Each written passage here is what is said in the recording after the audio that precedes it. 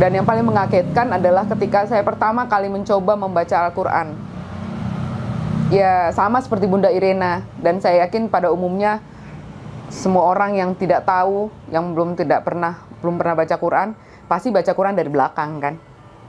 Sama saya juga baca pertama kali Quran dari belakang. Dan saya waktu itu belum bisa baca Arab. Saya baca terjemahannya. Yang paling mengagetkan adalah ketika saya membaca Al-Ikhlas. Al-Ikhlas benar-benar jelas, Qul huwallahu ahad, katakanlah bahwa dia adalah Allah yang satu, tidak diperanakan dan tidak memperanakan. Itu ya. Nah, itu jelas-jelas menunjuk kepada kekristenan. Tidak menunjuk ke yang lain. Jelas-jelas kalau buat saya ya, karena saya memahami itu, karena memahami agama itu sebelumnya gitu. Jadi ya saya sekaget-kagetnya. Oh, jadi ini toh yang membuat mereka kenapa sama sekali tidak mau menerima Yesus sebagai Tuhan dan Juru Selamat. Nama saya nggak berubah. Nama saya Francisca Monica Pangaribuan. Saya nggak merubah nama karena pengalaman membuktikan bahwa dengan nama itu justru saya bisa jadi trigger saya untuk berdakwah. Karena dengan nama itu kan jelas ya, namanya nama berbau Katolik banget dan Protestan. Saya tadinya HKBP di HKBP Gereja Kristen Protestan. Natif atau Saya dulu guru sekolah minggu. Oh, guru sekolah minggu. Iya. Pernah nggak ngajak-ngajak orang untuk murtad gitu? Murtad sih enggak ya, tapi saya memang begini loh. Jadi di dalam Alkitab itu ada perintah Yesus yang mengatakan bahwa pergilah dan jadikanlah semua bangsa muridku. Jadi ada keinginan buat saya juga untuk waktu saya masih Kristen itu, saya pengen bawa saudara-saudara saya yang Muslim untuk menjadi Kristen, karena menurut saya di dalam ajaran Kristen itu ada keselamatan, gitu ya. Jadi kamu nggak usah capek-capek melakukan berbagai hal, kamu cukup percaya saja pada Yesus yang mati di kayu salib dan kamu akan mendapatkan surga. Jadi waktu itu sejak saya mengerti kekristenan, saya tuh pengennya orang-orang semua masuk Kristen gitu, karena saya pikir kasihan kan ya, sayang ya, ditawarin surga kok pada nggak mau. Nah, kemudian waktu saya tingkat 1 di kampus dulu, teman sekamar saya masuk Islam. Saya marah gitu, saya kesel karena kenapa sih harus masuk Islam gitu loh. Dari situ saya sebetulnya punya keinginan untuk menyampaikan kebenaran Kristen menurut saya waktu itu. Jadi saya pikir gimana caranya supaya materi yang saya pikirkan itu bisa masuk ke mereka. Saya cari dong permasalahannya apa. Jadi yang saya pikirkan, yang jadi timbul dalam diri saya, pertanyaan saya waktu itu adalah ada apa sih dengan umat Islam? Kenapa nggak mau terima Yesus sebagai Tuhan dan Juru Selamatnya? Yohanes 14 ayat 6 itu Yesus berkata, akulah jalan dan kebenaran dan hidup. Tidak ada yang sampai kepada Bapa kalau tidak melalui aku. Jadi Yohanes 14 ayat 6 itu berkata, Yesus berkata, akulah jalan dan kebenaran dan hidup. Tidak ada yang sampai kepada Bapa kalau tidak melalui aku. Artinya gini, ketika orang nggak ada yang sampai kepada Allah kalau tidak melalui Yesus. Nah, buat saya dan buat sebagian besar orang Kristen pada umumnya, ini adalah ayat emas. Ini adalah ayat yang menjadi pegangan bahwa Kristen itu benar, gitu loh. Jadi nggak ada yang melalui Yesus, selain melalui Yesus nggak bisa. Kalian nggak akan bisa pernah sampai ke surga, gitu. Nah, ayat ini jadi pegangan saya, jadi ayat emas. Kemudian saya ingin sekali menyampaikan ini kepada sebanyak-banyaknya orang, karena saya pikir harusnya mereka bisa menikmati surga gitu loh, asal percaya saja kan. Nah, tapi kan umat Islam kok kayaknya nggak mau sama sekali ya gitu. Nah, waktu itu saya sekolah di tempat kuliah saya itu, di mana ajaran agama Islam itu cukup keras. Waktu itu teman-teman bahkan baru tingkat 1, baru semester 1, tadinya nggak pakai jilbab, semua di semester 2 tuh udah pakai jilbab panjang gitu loh. Jadi cukup keras muslimnya gitu waktu itu. Nah, saya sebetulnya bertanya-tanya dalam hati gitu, kenapa sih, ada apa sih dengan Islam ini? Kenapa kalian tidak mau terima Yesus sebagai Tuhan dan Juru Selamat? Bertambah lagi dengan teman sekamar saya yang ternyata hijrah juga masuk Islam. Saya marah dan saya kesal waktu itu. Pertanyaan ini terus saya tanyakan pada setiap orang yang ada di kampus waktu itu. Banyaklah teman-teman yang ditanya, atau pendeta atau siapa orang pinter yang dipanggil, pembicara-pembicara yang dipanggil ke kampus, saya tanyain. Nah, jawabannya semua sama, bahwa mereka ada selubung yang menutup pikiran mereka gitu. Jadi kalau mungkin di kita namanya belum dapat hidayah ya. Nah, tapi sebetulnya buat saya jawaban itu nggak bisa saya terima gitu. Menurut saya ayat Yohanes 14 ayat 6 itu sudah sangat jelas gitu, bicara bahwa Yesus berkata, akulah jalan dan kebenaran dan hidup, tidak ada yang sampai kepada Bapa kalau tidak melalui aku. Itu menurut saya itu nggak ada sesuatu yang perlu harus pakai ilmu tertentu kan, itu pernyataan yang very clear, jelas gitu. Kenapa umat Islam nggak mau? Pasti ada sesuatu gitu. Jadi dalam hati saya tetap pasti ada sesuatu yang membuat mereka tidak mau gitu terima. Nah, tapi pertanyaan ini tidak terjawab bertahun-tahun, sampai akhirnya pertanyaan ini saya simpan jauh sekali di lubuk hati yang terdalam, mungkin di pojok-pojok lah kali ya, yang udah paling dalam gitu ya, karena tidak terjawab.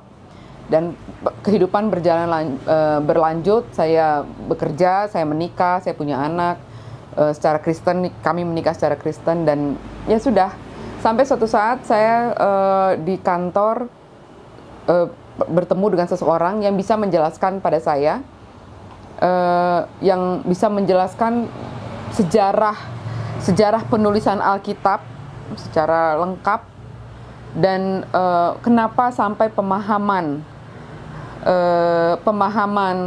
umat Islam itu kan adalah bahwa Isa atau Yesus itu adalah nabi, hanya sampai di situ saja. Tapi kenapa bisa di dalam agama Kristen bisa jadi berubah menjadi Tuhan?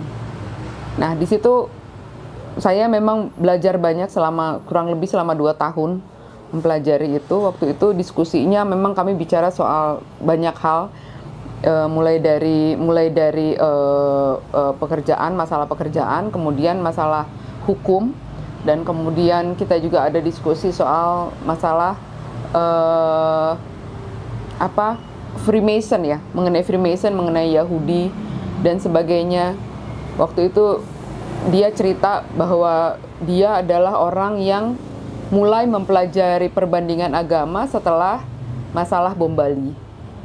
Dia adalah Muslim, tapi dia Muslim dari lahir maksud saya, tapi dia mempelajari itu karena masalah bom Bali waktu itu. Sehingga akhirnya bicara soal Israel, bicara soal sejarah panjang Israel, dan yang mau tidak mau berakhir pada bicara soal Yesus yang akan datang, yang akan menjadi juru selamat di akhir zaman gitu. Waktu itu saya tanya sama dia, kamu kan Muslim dari lahir? Iya, Muslim dari lahir. Kenapa kamu percaya bahwa Isa akan datang kedua kali untuk menjadi juru selamat? Iya, saya percaya. Tunggu sebentar. Kamu kan Muslim ya, kenapa kamu nggak, kalau gitu kamu kenapa nggak terima kalau Isa tuh adalah Tuhan? Hanya Tuhan loh yang bisa jadi juru selamat, saya bilang gitu kan. Nah, terus itu emang di mana Yesus bilang bahwa dia adalah Tuhan? Saya bilang ayat yang saya pegang itu Yohanes 14 ayat 6. Yesus bilang, akulah jalan dan kebenaran dan hidup loh. Nggak ada yang sampai kepada Bapa kalau nggak. Sekarang kamu baca coba lengkap satu perikop itu. Apakah di situ Yesus sedang bicara bahwa dia adalah Tuhan? Itu saya baca lagi. Saya pelajari lagi betul. Dan ternyata saya akhirnya mengerti bahwa yang dia maksud di situ Yesus tidak sedang bicara bahwa dia adalah Tuhan. Dia sedang berbicara bahwa ketika kamu mau ibadah kamu itu sampai kepada Bapa, ibadahlah seperti saya, sebagaimana Yesus.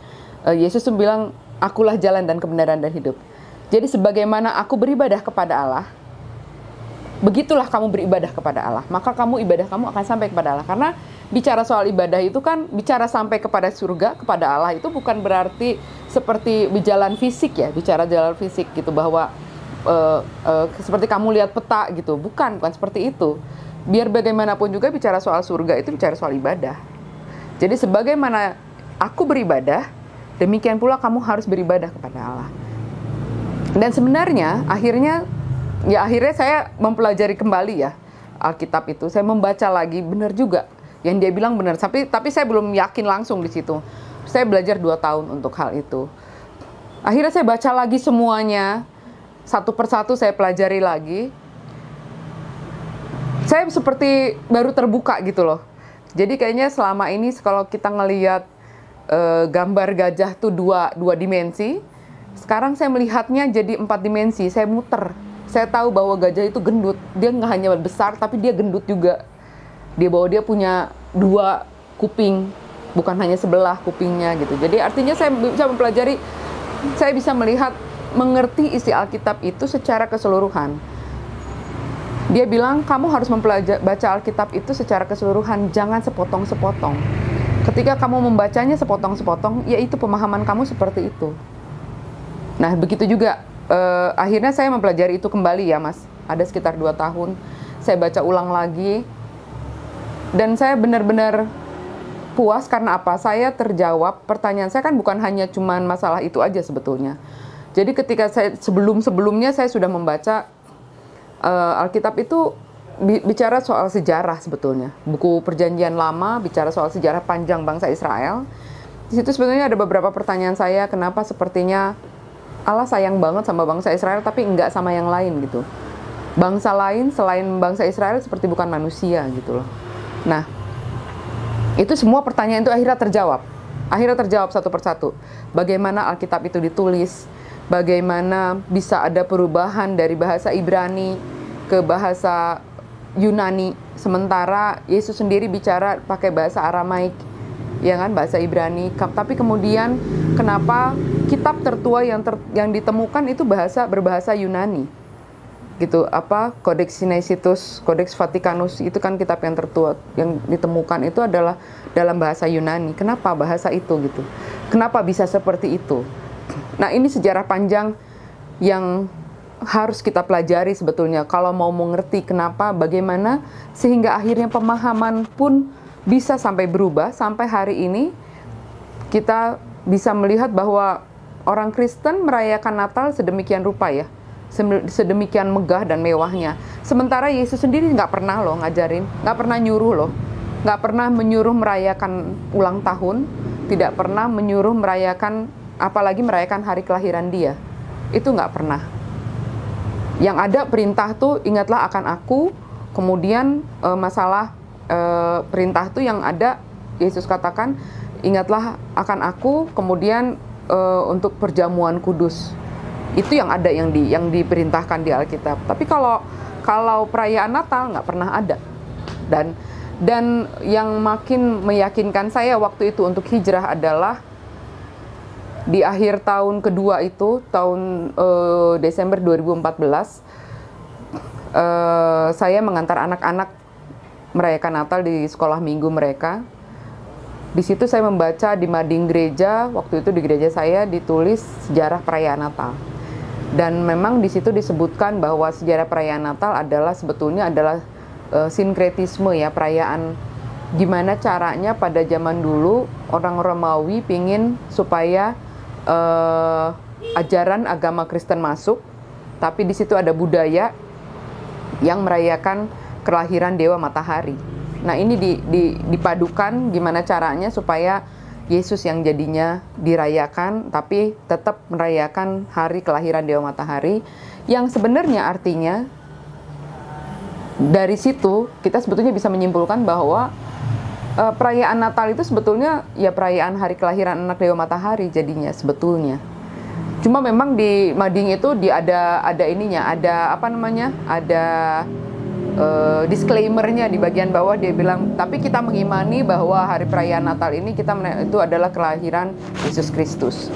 Tapi buat saya itu adalah pengakuan gereja bahwa ya memang perayaan Natal tidak pernah diajarkan di Alkitab. Gitu, tidak pernah diajarkan di Alkitab, dan itu semakin meyakinkan saya bahwa apa yang diajarkan di gereja banyak yang tidak sesuai dengan apa yang diperintahkan oleh Yesus di dalam Alkitab, gitu loh. Contoh lain yang mudah adalah Yesus tidak pernah mengajarkan kita berdoa untuk berlipat tangan. Yesus tidak pernah mengajarkan kita untuk berdoa, doa Bapa kami pun Yesus katakan doa Bapa kami kok, gitu kan? Nggak melalui tidak dalam namanya atau berdoalah kepadaku. Yesus nggak pernah bilang berdoalah kepadaku, gitu. Jadi banyak hal-hal yang akhirnya saya pahami gitu ya. Dan di situ saya menyadari bahwa saya bisa saja duduk di gereja ini dengan tenang. Waktu itu ya pasti ada pergumulan ya, namanya orang mau masuk sudah beralih gitu pemikirannya, pemahaman sudah beralih. Saya berpikir saya bisa aja duduk di sini di gereja dengan tenang, pura-pura diem, nggak usah ikut nyanyi, nggak beriman. Yang penting semua senang, semua tenang. Tapi saya lihat ketiga anak saya. Suatu saat anak saya ini makin besar dan dia akan bertanya pada saya tentang pemahaman-pemahaman kekristenan. Saya harus jawab apa? Itu yang membuat saya makin yakin bahwa saya nggak bisa begini terus, bahwa saya harus menyatakan iman saya gitu. Jadi udah saya makin yakin bahwa saya harus melangkah ketika saya menyadari bahwa ternyata Yesus bukan Tuhan. Yesus sepenuhnya manusia sepenuhnya. Dia memang utusan Allah, memang utusan Allah dia memang. Jadi ya karena dia utusan Allah ya sudah, untuk apa gitu? Untuk apa saya menyembah? Itu saya sedih sekali waktu bulan Januari, Februari. Saya pikir ya Allah, saya nyembah siapa ya? Saya nyembah apa ya selama ini gitu. Waktu itu umur saya hampir 40 tahun ya. Saya pikir hampir selama 40 tahun saya menyembah apa ya gitu. Nah kemudian pada suatu hari saya udah gak kuat lagi. Waktu itu kami berdiskusi dengan teman saya, itu saya berdiskusi tentang puji-pujian kepada Allah. Itu seperti apa sih sebenarnya di Alkitab gitu, bahwa di Alkitab itu nggak ada disuruh memuji, menyembah Yesus gitu, nggak ada. Nah puji-pujian yang sebenarnya itu seperti apa gitu. Sudah makin bikin sedih gitu loh, sedih saya, ya Allah saya selama ini nyembah apa ya gitu. Sampai akhirnya waktu itu saya kondisinya kerja di KPP di Sunter. Saya naik motor tiap hari sampai ke Cawang, dari Cawang naik kereta, dari kereta naik motor lagi ke rumah. Itu di motor saya udah nggak tahan lagi, saya bilang, ya Allah, saya hijrah di situ. Jadi saya mengucapkan kalimat syahadat, 2 kalimat syahadat saya pertama kali itu sebetulnya di motor justru. Dalam keadaan menangis gitu, karena saya menyadari bahwa saya selama ini menyembah apa ya gitu. Itu momen-momen yang paling berat ya buat saya, karena beratnya sedih banget loh mas, rasanya ditipu, rasanya selama ini gue nyembah apaan ya gitu. Itu yang paling momen yang paling menyedihkan tuh di situ sebetulnya. Tapi setelah itu saya nggak tahu, tiba-tiba saya pengen banget bersujud kepada Allah gitu ya, sebagaimana Muslim ketika dia sholat itu kan sujud ya. Saya benar-benar pengen banget saya sujud. Saya ya Allah, saya pengen sujud padamu, hanya padamu gitu. Jadi nggak mau sama yang lain, nggak mau sama yang lain gitu. Jadi titik ya keyakinan itu adanya di situ. Ketika menemukan bahwa Yesus sebenarnya bukanlah Tuhan, bahwa Yesus memang menyuruh kita untuk beribadah sebagaimana Dia beribadah kepada Allah. Nah, jadi bagaimana dia beribadah di Alkitab juga banyak kok, banyak contohnya. Mungkin pertanyaan selanjutnya, kenapa harus Islam gitu ya? Kenapa jadi Islam gitu? Kenapa? Nah, ternyata setelah saya hijrah, setelah saya hampir di belakang itu saya baru mengetahui bahwa hanya agama Islam yang menyembah Allah satu-satunya Tuhan. Yang meletakkan Allah sebagai Tuhan, satu-satunya Tuhan hanya di Islam. Tidak ada yang lain, tidak ada agama lainnya lagi. Itu sebabnya saya memilih untuk masuk Islam. Jadi Allah yang saya sembah itu benar-benar la ilaha illallah, tidak ada Tuhan selain Allah gitu. Dan yang paling mengagetkan adalah ketika saya pertama kali mencoba membaca Al-Quran. ya sama seperti Bunda Irena, dan saya yakin pada umumnya semua orang yang tidak tahu, yang belum pernah baca Quran, pasti baca Quran dari belakang kan. Sama saya juga baca pertama kali Quran dari belakang.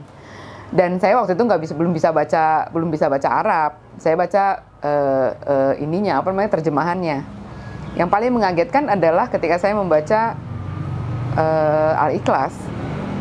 Al-Ikhlas benar-benar jelas, Qul huwallahu ahad, katakanlah bahwa dia adalah Allah yang satu, tidak diperanakan dan tidak memperanakan. Itu ya. Nah, itu jelas-jelas menunjuk kepada kekristenan. Tidak menunjuk ke yang lain.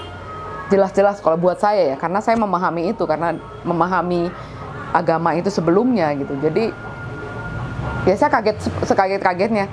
Oh, jadi ini toh yang membuat mereka kenapa sama sekali tidak mau menerima Yesus sebagai Tuhan dan Juru Selamat. Di situ terjawab gitu loh. Di situ terjawab pertanyaan saya, kenapa saudara-saudara saya yang Muslim selama ini benar-benar keras, benar-benar tidak mau bicara soal itu, tidak mau menerima bahwa Yesus adalah Tuhan. Makin kesini, makin belakangan saya sering baca sunnah bahwa hari malam Jumat itu kita baca Al-Kahfi ya. Nah, ketika saya membaca Al-Kahfi pun saya kaget juga. Al-Kahfi itu adalah surat yang di tengah-tengah ya, surat ke-18. Tapi dia kalau kita buka begini, dia tuh ada di tengah-tengah gitu. Artinya dari ke tengah sampai ke belakang di Al-Kahfi kan justru dibilangkan mereka sama sekali tidak memahami hal itu gitu. Ketika mereka mengatakan bahwa Yesus adalah Isa itu adalah Tuhan, mereka tidak mengerti akan hal itu gitu. Janganlah kamu mengatakan hal itu gitu ya. Jadi buat saya akhirnya mengerti kenapa umat Islam sama sekali tidak mau menerima Yesus sebagai Tuhan dan Juru Selamat gitu loh. Sebagai Tuhannya ini yang bahaya itu di situ. Kenapa nggak mau terima sebagai Tuhannya? Karena jelas-jelas memang perintahnya Allah ya memang mengatakan, bersaksi bahwa Yesus bukan Tuhan, bahwa Yesus adalah utusannya gitu loh. Dan itu clear, very clear gitu. Jadi setelah saya memahami hal itu ya sudah, saya makin yakin untuk tetap melangkah di dalam agama Islam gitu. Pengalaman sulit ketika sudah masuk Islam ya seperti biasa, secara pada umumnya setiap keluarga kan kaget ya. Pasti kaget kok tiba-tiba kamu masuk Islam.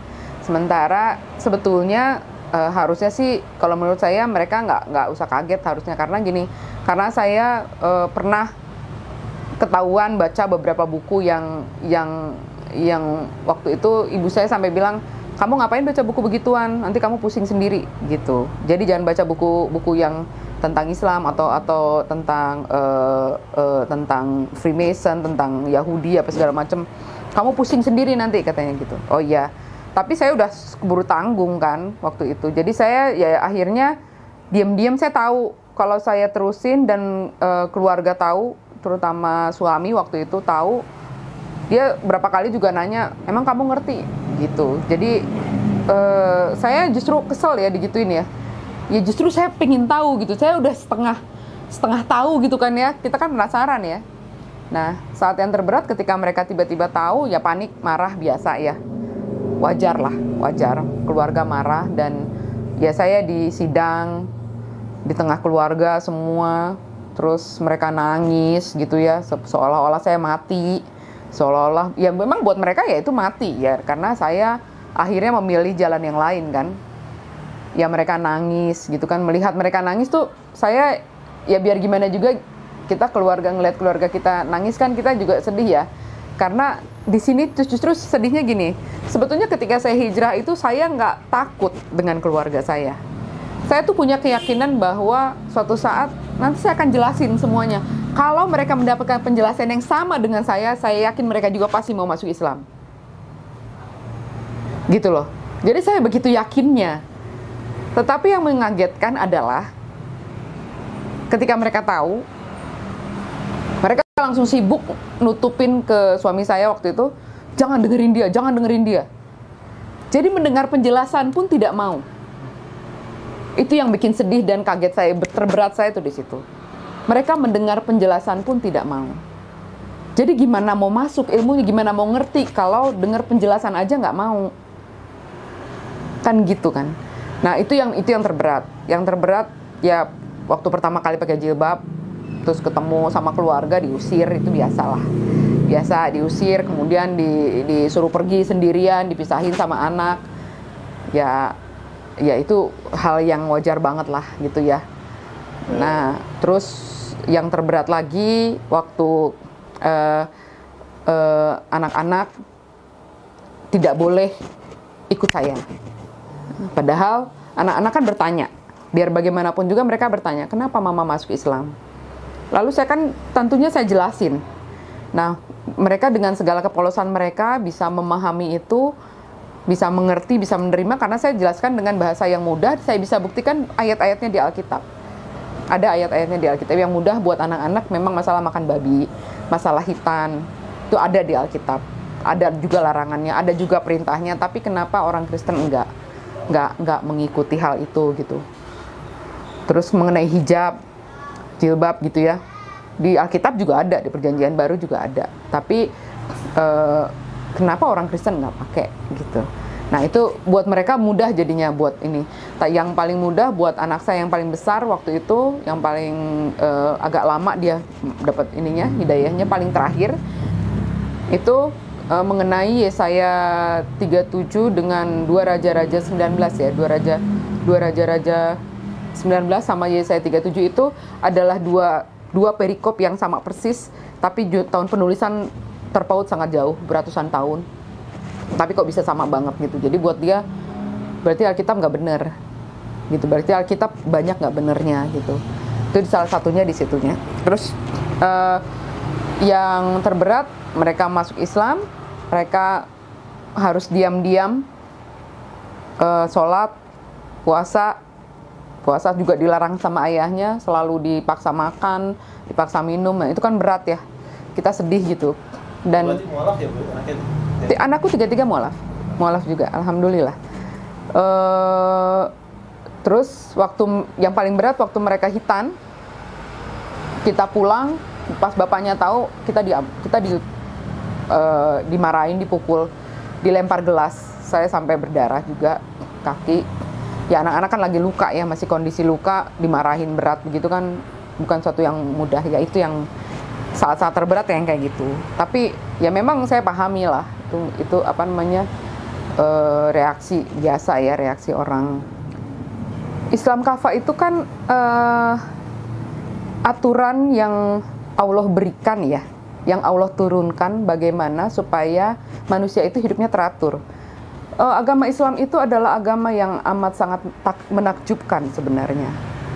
Dalam agama Islam itu diatur setiap hal, bahkan ketika sejak kamu buka mata, pagi-pagi bangun tidur, sampai kamu tutup mata lagi, tidur lagi, itu aturannya kan ada ya. Jadi Allah itu kalau namanya juga aturan dari Allah ya, itu aturan yang amat sangat lengkap. Ketika saya pertama kali mengerti tentang semua ini, saya rasanya seperti dibukakan suatu perpustakaan yang besar sekali dan saya pengen baca semuanya. Ya tahu sendiri kan, buku-buku agama Islam, sejarahnya, bagaimana kemudian aturannya. Kalau mau detail, lihat hadis. Bahkan sampai menjadi begitu banyak pertentangan kadang-kadang karena pemahaman akan hadis itu beda-beda gitu ya. Tapi itu adalah kekayaan dalam agama Islam, di mana Allah memberikan aturan itu dengan contoh bagaimana Rasul hidup gitu. Jadi Zakir Naik bilang, Quran bahkan bisa berdiri sendiri tanpa hadis. Tetapi Allah melengkapinya dengan hadis yang periwayatnya nggak bisa macam-macam, nggak bisa seenaknya kita buat-buat.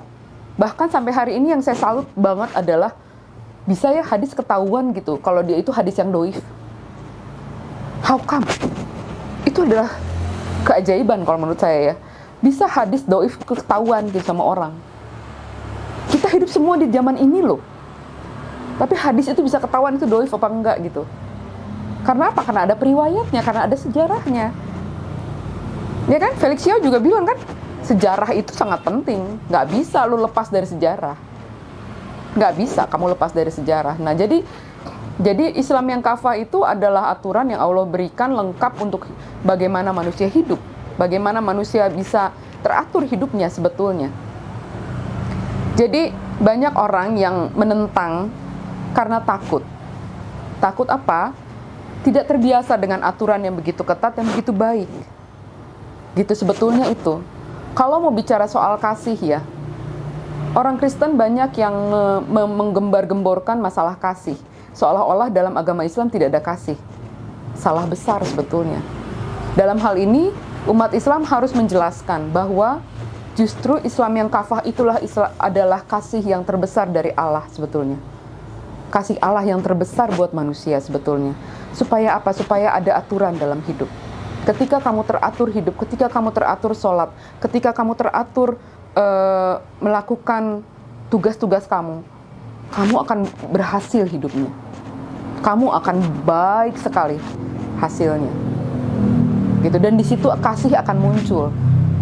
Bahasanya cuma beda, mungkin beda bahasanya aja. Seperti dalam Islam, mungkin bahasa yang dipakai di Kristen lebih familiar aja, lebih familiar gitu, seolah-olah ya penyaduran bahasanya mungkin yang kurang belum dijelaskan gitu loh. Tapi sebenarnya Islam kafah itu adalah Islam yang benar-benar penuh dengan aturan yang membuat kita teratur sehingga semuanya akan berjalan dengan baik gitu. Jadi sebetulnya Indonesia sangat rugi sebetulnya ketika menolak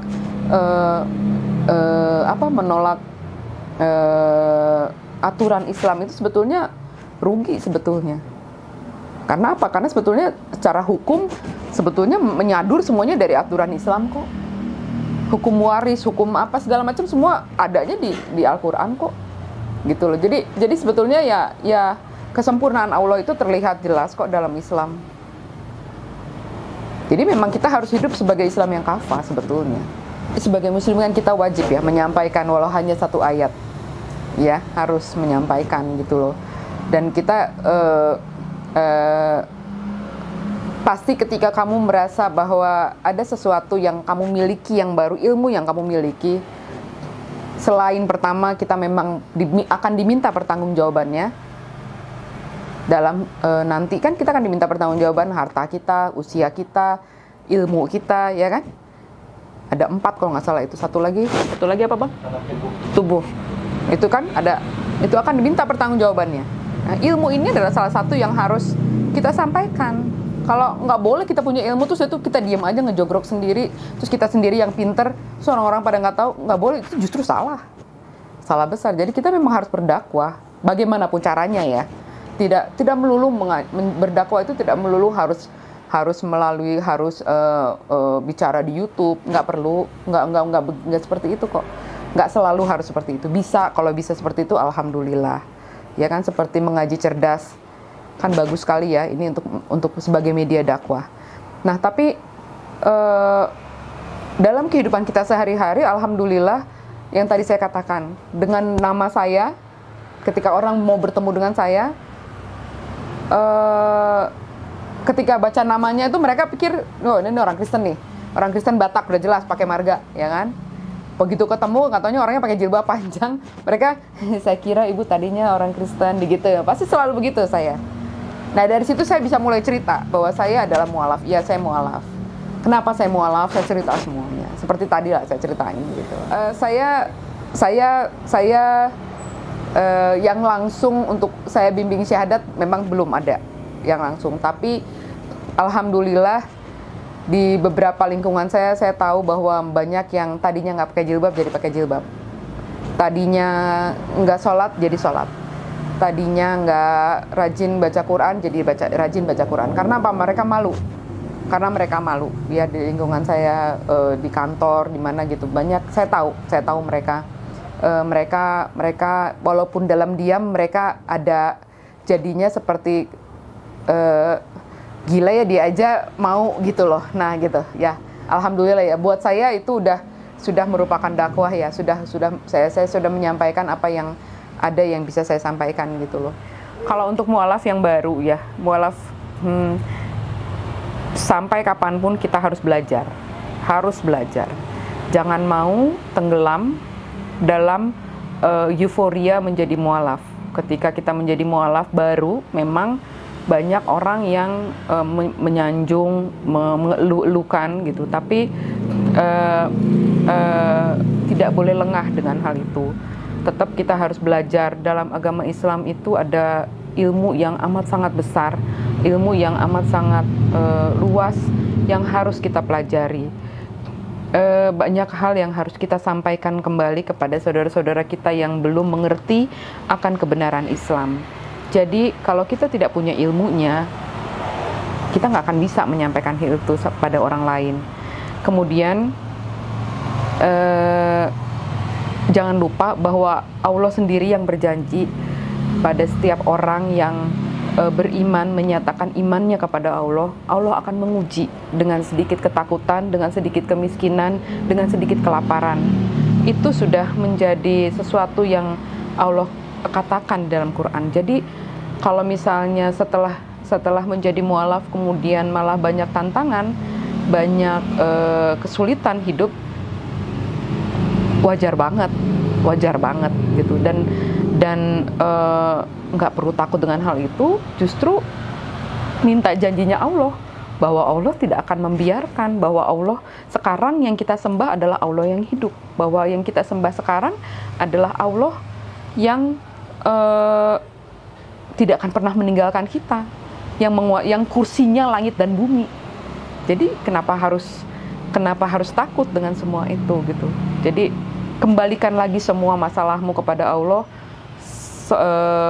Gelar sejadahnya, sholat yang banyak, kembalikan pada Allah. Setiap masalah yang kita dihadapi ya udah kembalikan lagi gitu. Nggak ada gunanya kita bicara sama manusia, siapapun, seorang pun manusia, nggak ada gunanya. Kita hanya bisa bicara sama Allah.